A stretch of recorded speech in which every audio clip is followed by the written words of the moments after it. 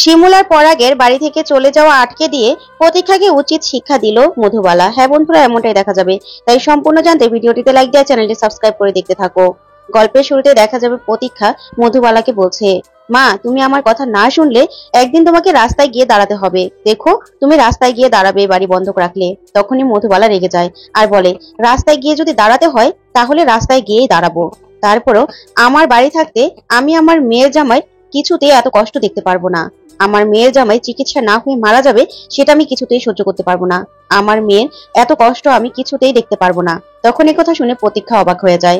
তারপরেই মধুবালা বলতে থাকে, আমি আমার নিজের চোখে আমার মেয়ের জামাইয়ের অবস্থা দেখে এসেছি, তাই এখন আমি নিজে সিদ্ধান্ত নিয়েছি যে এই বাড়িটা আমি বন্ধক রাখবো। তখনই প্রতীক্ষা বলতে থাকে, এই ভয়টাই পাচ্ছিলাম মা, আমি এই ভয়টাই পাচ্ছিলাম, সেই জন্যই তো তোমাকে আমি চোখে চোখে রাখছিলাম। ঠিক যখন ওরা সুযোগ পেলো আর তোমার ব্রেন ওয়াশ করে দিল। তখনই মধুবালা বলতে থাকে, না, আমার ব্রেন ওয়াশ কেউ করেনি, আমাকে কেউ ভুল বোঝায়নি। আমি নিজে যেটা ঠিক বুঝেছি সেটাই আমি করব। তাই আমার মেয়ের কষ্ট আমি দেখতে পারবো না। তখন এই কথা শুনে পুতুল খুশি হয়ে যায় আর বলে, মা তুই আমার যে টাকা দিচ্ছিস না আমার স্বামীকে ভালো করতে, আমার স্বামী ভালো হয়ে যাক, আমার স্বামীকে আমি বলবো। আর আমার স্বামী তো আমাকে বলে যে, পুতুল কারো থেকে এমনিতে টাকা নিতে হয় না। তাই আমার স্বামী ভালো হয়ে গেলে ওকে আমি বলবো, আর আমি গান গেয়ে তো সব টাকা শোধ করে দেবো। তুই যে আমার বিপদে পাশে দাঁড়াচ্ছিস এটাই অনেক। তখনই মধুবালা বলে ওঠে, ও কি কথা পুতুল মা, এটা কেমন কথা বললে তুমি? তুমি আমার মেয়ে, তোমার পাশে আমি দাঁড়াবো না? আমার মেয়ের জামাইয়ের জন্য আমি এতটুকু করবো না বলো? আমার মেয়ে জামাই ওইদিকে কষ্ট করে মরবে আর আমি এত বড় একটা বাড়ি মাথায় করে বসে থাকবো? না, সেটা হতে পারে না। তাই আমার বাড়ি বন্ধক রেখেই আমার মেয়ের জামাইকে আমি সুস্থ করব। তারপরে দেখা যাবে প্রতীক্ষা বলতে থাকে, মা তুমি সিদ্ধান্ত নিয়েছো বাড়ি বন্ধক রাখার, তাতে আমার তো আর কিছু বলার নেই। তবে তোমার ছোট ছেলেকে তো ছাড়িয়ে আনতে হলে অনেক বড় একজন লয়ার ধরতে হবে, আর তাতে অনেক টাকা লাগবে। তাই তীর্থদার চিকিৎসা হয়ে গেলে যা টাকা থাকবে সেটা তুমি তোমার ছোট ছেলেকে বের করে আনতে খরচ করবে। যা শুনে অবাক হয়ে যায় মধুবালা, শিমুল আর পরাগ। তারপরেই শিমুল বলে ওঠে, আচ্ছা প্রতীক্ষা, সেই টাকাটা তুমি শোধ দেবে কি করে? যা শুনে প্রতীক্ষা চমকে যায়। তখন প্রতীক্ষা বলতে থাকে, তোমার কাছে কৈফিয়ত দিতে হবে নাকি? তখন শিমুল বলে, হ্যাঁ আলবাত কৈফিয়ত দিতে হবে। এতক্ষণ তুমি আমার কাছে কৈফিয়ত চেয়েছো, এখন আমি তোমার কাছে কৈফিয়ত চাইবো যে এই টাকাটা তুমি শোধ করবে কি করে। হ্যাঁ, মা বাড়ি বন্ধক রাখলে তীর্থদা চিকিৎসার জন্য যা টাকা খরচ হবে সেটা যে করেই হোক আমরা শোধ করে দেব। সময়ের আগেই আমরা শোধ করবো। পুতুলদি গান গাইবে বা আমি লোন নেব, যে করেই হোক আমরা বাড়িটা ছাড়িয়ে নেব, কিন্তু তুমি টাকা দেবে কি করে? তখন এই কথা শুনে প্রতীক্ষা অবাক হয়ে যায় আর বলতে থাকে, তোমাকে এত কিছু ভাবতে হবে না, বুঝেছো? এই না এত বড় বড় কথা বললে এই বাড়ি ছেড়ে তোমরা চলে যাবে। তখনই পরাগ বলতে থাকে, শোনো, আমরা যখন বলেছি এই বাড়ি ছেড়ে চলে যাব তখন চলেই যাব, কিন্তু তুমি ভেবো না যে আমরা চলে গেলে তুমি আমার মায়ের সাথে উল্টাপাল্টা কিছু করতে পারবে, তা কিন্তু করতে পারবে না। ঠিক তখনই মধুবালা বলে ওঠে, কেউ কোথাও যাবে না এই বাড়ি ছেড়ে। যা শুনে প্রতীক্ষা সহ সবাই চমকে যায়। তখনই কথা বলে মধুবালা বলতে থাকে, শোন পরাগ, কোথায় যাবি মাকে ছেড়ে? রাগ করেছিস বাবা, তাই চলে যাবি? কোথাও যেতে পারবি না তোরা। মাকে বকবি, যাই করবি না কেন এ বাড়িতে থেকেই করবি, তোরা কোথাও যেতে পারবি না। শোনো বৌমা, তোমরা কোথাও যেতে পারবে না, কোথায় যাবে আমাকে ছেড়ে? যা শুনে প্রতীক্ষা অবাক হয়ে তাকিয়ে থাকে। তখন শিমুল বলে, মা আমাদের তো বাড়ি ঠিক করা হয়ে গেছে, তুমি তো জানো। তখনই মধুবালা বলে ওঠে, অত কিছু আমি জানি না বৌমা, বাড়ি ঠিক করা হোক বা না হোক, কোথায় যাবে তোমরা? আমার ছেলেদের ভাড়া বাড়িতে থাকার অভ্যাস নেই, আর তাছাড়া তোমারও তো নেই। তাহলে কি করে থাকবে তোমরা? নিজের বাড়ি ছেড়ে কোথায় যাবে? কোথাও যাবে না। তুমি তো আমাকে বলেছিলে যে আমি নাকি একদিন সব বুঝতে পারবো। আমি বুঝতে পেরেছি বৌমা, আমি সব বুঝতে পেরেছি। আমার জামাইয়ের অবস্থা দেখে আমি সব কিছু বুঝতে পেরেছি। তোমরা কোথাও যেতে পারবে না। এই বুড়ি মাকে যদি তোমার ঝগড়া করতে ইচ্ছে করে এ বাড়িতে থেকে ঝগড়া করবে, যদি আমাকে মানুষ করতে ইচ্ছে করে তাহলে এ বাড়িতে থেকেই মানুষ করবে, কোথাও যেতে পারবে না। যা শুনে শিমুলের চোখ বেয়ে জল পড়তে থাকে। ওইদিকে পুতুলেরও চোখ বেয়ে জল পড়তে থাকে। তখন পুতুল বলে, একদম ঠিক হয়েছে, একদম ঠিক বলেছিস মা, একদম ঠিক বলেছিস। তখনই কথা শুনে মধুবালা পুতুলকে বলতে থাকে, ও মা পুতুল, তুই তো বলেছিলি আমার মাথায় একটু বুদ্ধি নেই। ঠিকই বলেছিস, আমার মাথায় একটু বুদ্ধি নেই, না হলে কি আমি এরকম করি বল? তখনই কথা শুনে অবাক হয়ে যায় সবাই। আর মধুবালা বলতে থাকে, এই বুড়ি মাটাকে কি ক্ষমা করা যায় না? তোমরা কোথাও যেতে পারবে না, তোমরা এ বাড়ি ছেড়ে কোথাও যাবে না।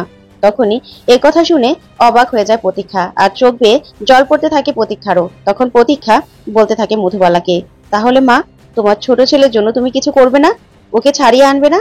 তখনই মধুবালা এই কথাই বলতে থাকে, না, আমার মনে হয় না পলাশের জন্য কোনো উকিলের দরকার আছে, কারণ পলাশকে যে শাস্তি দেওয়া হয়েছে সে শাস্তিটা ওর প্রাপ্য ছিল। সব সাক্ষ্য প্রমাণের ভিত্তিতেই ওকে এই শাস্তিটা দেওয়া হয়েছে। ও দোষ করেছিল, ও অন্যায় করেছিল, সেই জন্যই ও শাস্তিটা পেয়েছে। তাই আমি চাই ও শাস্তিটা কাটিয়ে একজন মানুষের মতো মানুষ হয়ে আসুক, কারো কথায় যেন কোনোদিনও অমানুষ না হয় সেই প্রার্থনা করব আমি। যা শুনে প্রতীক্ষা অবাক হয়ে তাকিয়ে থাকে। আর এ কথায় খুশি হয়ে যায় পুতুল, শিমুল আর পরাগ। তারপরেই দেখা যাবে মধুবালা বলতে থাকে, বৌমা গো, আমার একটু ভালো লাগছে না। তীর্থর অবস্থা দেখায় আসার পর থেকে আমার একটু ভালো লাগছে না। তোমরা আমাকে দিয়ে আর কথা বলিও না বৌমা, আর কথা বলিও না। আমাকে একটু শান্তি দাও, আমাকে একটু শান্তিতে থাকতে দাও। আর পরাগ, তোকে যেটা বললাম, কালকেই ব্যাংকের মানুষকে খবর দিবি। তারপরে এই বাড়িটা যথাসম্ভব আমি তাড়াতাড়ি এই বাড়িটা বন্ধক রাখবো। আর বৌমা, তোমারও তো নতুন চাকরি, তুমি যে লোন নিয়েছো সেটার জন্য তো চাকরির বেতন থেকে কিছু কিছু টাকা কেটে নেবে, তাহলে তো সংসার চালাতেও কষ্ট হবে। তুমি বরঞ্চ এই টাকা থেকে লোনটা শোধ করে দিবে, তাহলে আর তোমার বেতনটা কাটবে না, ঠিক আছে? কারণ বেশ কিছু টাকাই তো পাবো। যা শুনে শিমুল অবাক হয়ে তাকিয়ে থাকে। তারপরে দেখা যাবে শিমুল সুচরিতাদের সাথে দেখা করতে যায়। তখন বিপাশা বলে, কি রে শিমুল, ওই দিকটা কি অবস্থা বল?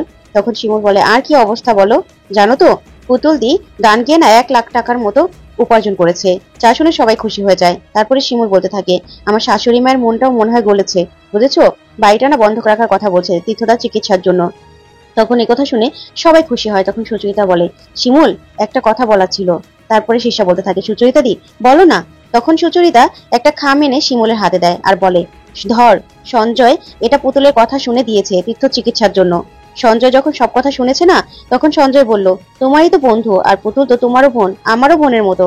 তাহলে আমার কাছে টাকা আছে আর ওদের কাছে টাকা নেই, তাহলে আমার কাছে টাকা থাকতে ওরা বিপদে পড়বে, এত কষ্ট করবে, তা কি হয় বলো? তার থেকে এই টাকা নিতে বলো আর চিকিৎসা করাও, দরকার হলে আরো বলবে, আর পরে না হয় শোধ করে দেবে। তখন শিমুল টাকাটা পেয়ে খুব খুশি হয়ে যায় আর চোখ বেয়ে জল পড়তে থাকে। তখন সুচরিতা বলে, কিরে শিমুল, কাঁদছিস কেন? তখন বিপাশা বলে, কাঁদবে না বলো?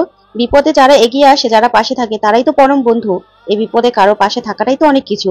তখন শীর্ষাও 1 লাখ টাকার একটা চেক দেয় আর বলে, শিমুল, আসলে অর্ধেক টাকা তো আমার শ্বশুরবাড়িতে দিতে হয়, আর বাকি যা টাকা থাকে তার থেকে আমি জমিয়ে জমিয়ে এখানে 1 লাখ টাকা আছে, তুমি তীর্থদার চিকিৎসায় খরচ করো। তখন শিমুল বলতে থাকে, না না শীর্ষা, তোমার সমস্যা হবে তো? তখন শীর্ষা বলে, না, কোনো সমস্যা হবে না। তখন বিপাশা বলে, জানিস তো আমারও দিতে খুব ইচ্ছে করছে, কিন্তু আমার তো কিছুই নেই, বল আমি কি দেব?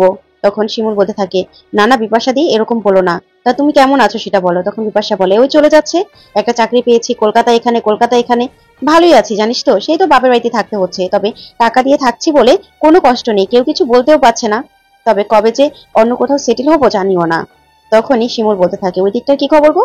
তখন বিপাশা বলে, ওই চন্দনের মেয়েটা মাঝে মাঝে ফোন করে, অনেক কান্নাকাটি করে, যেতে বলে। তখন শিমুল বলে, তুমি আবার যাওনি তো? তখন বিপাশা বলে, না না, যে বাড়ি আমি ছেড়ে চলে এসেছি সেখানে আর যাবো কেন বল? সেখানে কি জন্য যাব? তাই ওই মেয়েটার জন্য মায়া হয় আর কি। তখন শিষ্যা বলে, হ্যাঁ আর কি। তারপরে সবাই মিলে সুচরিতাকে ধরে আর বলে, তোমার কি অবস্থা বলো? তখন সুচরিতা বলে, আর কি বলবো বল, টুইঙ্কেল তো কিছুতেই সঞ্জয়কে মেনে নিতে পারছে না, ওর বাবার জায়গায় কিছুতেই বসাতে পারছে না। এখন কি যে করবো, আর সঞ্জয় বা কতদিন অপেক্ষা করবে বল? তারপরে ও চলে গেলে ওখান থেকে এখানে কথা, মেয়েটা আরো বড় হয়ে যাবে, তখন তো সমস্যা আরো বাড়বে, কি যে করবো কিছু বুঝতে পারছি না। তারপরে বিপাশা বলতে থাকে, তারপরও এটা জেনে ভালো লাগছে যে শিমুল, তুই যাকে ভালোবাসিসনি কোনোদিনও, আর সেও তোকে কোনোদিনও ভালোবাসিনি, ক্ষতি করারই চেষ্টা করেছে। এখন সেও তোকে অনেক ভালোবাসা, তুইও তাকে অনেক ভালোবাসিস, সেটা জেনেই খুব ভালো লাগছে জানিস তো।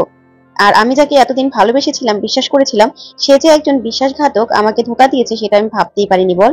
শেষ পর্যন্ত আমাকেই ধোঁকা খেতে হলো। তারপর সুচরিতা বলে, ঠিকই বলেছো, আমাদের মধ্যে শিমুলই সবচেয়ে ভালো আছে। তখন শিমুল বলতে থাকে, তোমরাও খুব ভালো আছো, আর তোমরাও আস্তে আস্তে দেখবে সবাই ভালো থাকবে। তখনই এই বলে সবাই খুব খুশি হতে থাকে। তারপর সুচরিতা বলে, এখানে 10 লাখ টাকা আছে, তীর্থদার চিকিৎসার জন্য হয়ে যাবে।